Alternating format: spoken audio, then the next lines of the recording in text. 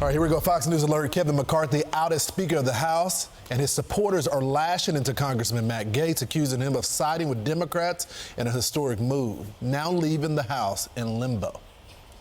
Think long and hard before you plunge us into chaos. Chaos is Speaker McCarthy. Chaos is somebody who we cannot trust with their word. Under Speaker McCarthy's leadership, our House Republican majority has actually defied all odds and overperformed expectations again and again and again. If this House of Representatives has exceeded all expectations, then we definitely need higher expectations. And that got a laugh. Our next guest voted in favor of Kevin McCarthy. Congressman Kelly Armstrong of the great state of North Dakota joins us live. Congressman, good morning to you. Good morning. Thanks for having me. You bet. How surreal was it for you to sit in the House chamber during that red-on-red attack on Speaker McCarthy, where everything you guys have accomplished, they blew up? Yeah, it's a bad day for Republicans, it's a bad day for our conference, and it's a bad day for our country because eight members of our conference gave Joe Biden and Chuck Schumer unified control of the government, at least until we can figure out a path for a new speaker. You're right. So why don't you let Matt Gaetz be your leader? Not a chance. Why not?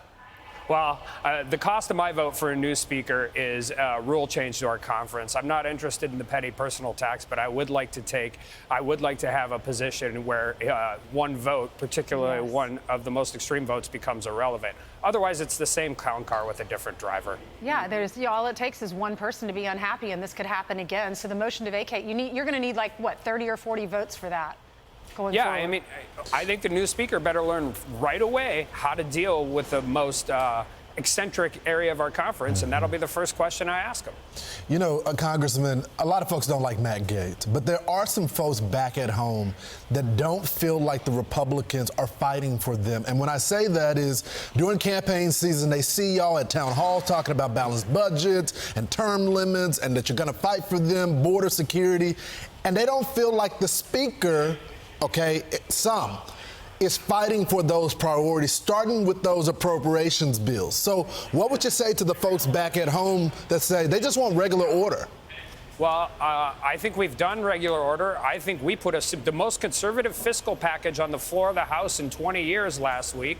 I had the most robust border security, would have given us an opportunity to actually get into a negotiation with the Senate. And the reason we couldn't pass it over is because of the same group of people who won't allow it to happen. So why did y'all go on vacation then?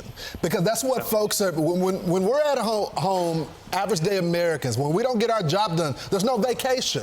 So if y'all couldn't reach that compromise for those 12 Appropriations Committee bills, why did y'all go home? Well, we passed 10 of 12 out. We couldn't get them to the floor because the same people won't vote for the rule. We couldn't get the other two out of committee because they didn't have the Republican votes to do it. And I just take a little bit of issue. I represent the entire state of North Dakota.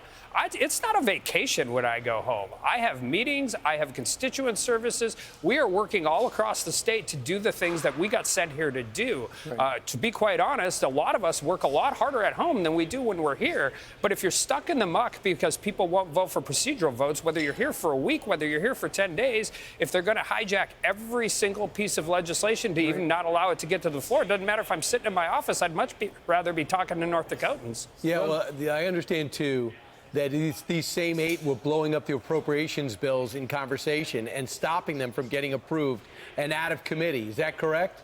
Yeah, and taking down rules so we can't even debate them on the floor.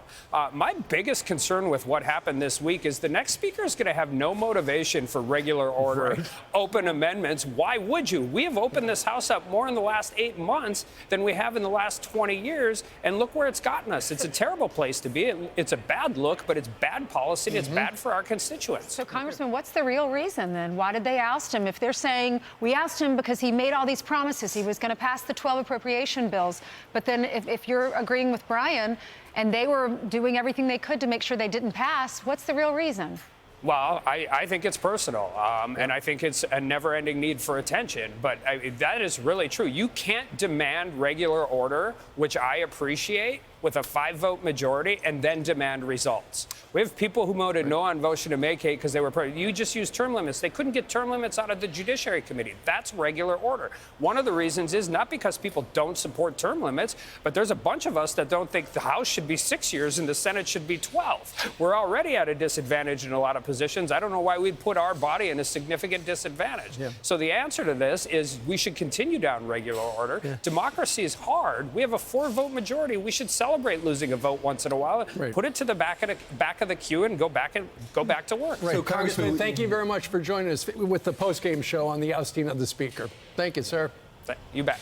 I'm Steve Doocy. I'm Brian Kilmeade. And I'm Ainsley Earhart. And click here to subscribe to the Fox News YouTube page to catch our hottest interviews and most compelling analysis.